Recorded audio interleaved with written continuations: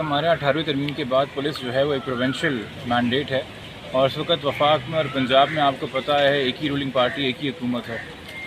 और जो strategic reforms unit है वज़ीर आज़म साहब का, वो प्राइमरीली ख़वातीन और बच्चों के हवाले से माजी में पंजाब में बहुत काम कर चुका है और इस हवाले से हसास भी है। जब हमें पता चला कि पुलिस ने एक व्यू फॉर्म कर लिया है और पुलिस ने अपनी प्रोग्रेस रिपोर्ट में लिखा है कि वो सिंध हुकूमत और पंजाब हुकूमत से रब्ता करेंगे, तो हमने फ़ौरी एक एप्लीकेशन जो है मूव की क्या कहते हैं चाइल्ड प्रोटेक्शन ब्यूरो पंजाब में, और उसके साथ जो सिंध हुकूमत ने रिक्वेस्ट भेजी हुई थी पंजाब हुकूमत को, वो और बाकी सारी एप्लीकेशंस जो हैं हमने मुतलका इदारों के सरबराहान तक पहुंचाई, जिसमें सलमान सूफ़ी साहब मौजूद हैं। और हम उनका शुक्रिया अदा करेंगे कि जब तमाम दस्तावेज़ात उनके सामने थे और पिक्चर क्लियर थी, उन्होंने फ़ौरन उस पर प्रॉम्प्ट एक्शन लिया और जितने भी मातहत उनके इदारे हैं और हुकूमत के लोग हैं उनको उन्होंने इंस्ट्रक्शंस फॉलो किए कि जो भी पुलिस पार्टी सिंध से आ रही है उसकी उन्होंने फ़ौरी इमदाद करनी है, मदद करनी है, और जैसी बच्ची बाज़याब होती है उसको फ़ौरन से चाइल्ड प्रोटेक्शन ब्यूरो के अंदर उन्होंने मूव करना, चूँकि वहाँ पे तमाम तर जो सहूलियात मौजूद हैं, बजाय ऐसी कि बच्ची को किसी दारुल अमान में रखा जाए या किसी थाने में रखा जाए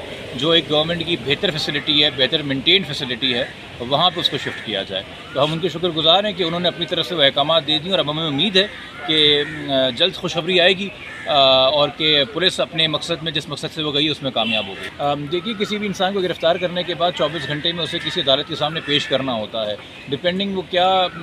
वक्त है, क्या जगह जहाँ से गिरफ़्तार कर रहे हैं, हो सकता है कि पहले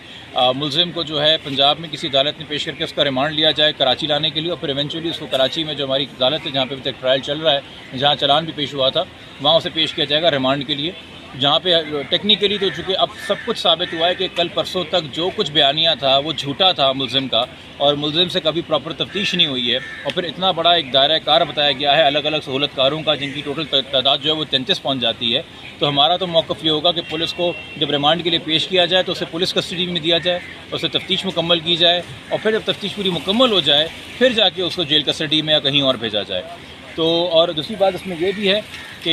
हमें ये भी उम्मीद होगी कि जब वो गिरफ़्तार करके लाएँ तो ज़हीर अकेला ना हो, उसके साथ जो बाकी मावन कर रहे थे लोग जो कि किडनैपिंग के टाइम पे मौजूद थे, वहाँ पे जो प्राइमरी किरदार हैं उनको भी साथ में गिरफ़्तार करके लाया जाए। और जो स्ट्रेटेजिक रिफॉर्म्स यूनिट है वज़ीर आज़म साहब का,